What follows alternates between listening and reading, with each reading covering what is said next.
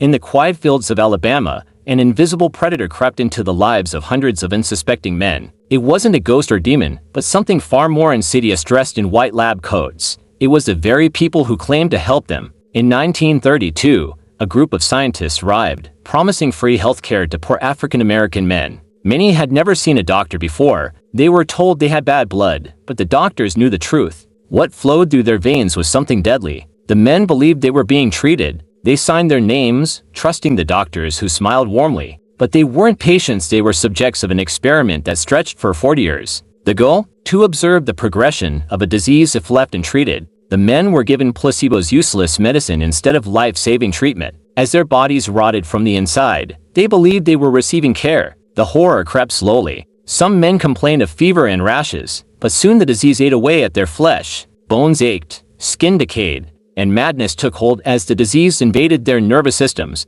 Their families became part of the dark experiment too. The disease spread, passed from mothers to newborns. The cries of infants echoed like the wails of the cursed. Through it all, the doctors watched. They documented every wound, every descent into madness. The men's lives were disposable, a means to an end. Even when a cure became available in the 1940s, the doctors stayed silent, allowing the men to suffer and die. For 40 years, the nightmare persisted. No one in the town knew the truth. In 1972, a whistleblower exposed the horror. The public was horrified, and lawsuits followed, but no amount of money could heal the scars left on survivors and their families. For the dead, there was no justice. The Tuskegee syphilis study remains a haunting reminder of what happens when trust is betrayed and human lives are seen as mere subjects for study. The true evil was not a monster, but the apathy and deceit that ruined innocent lives for decades.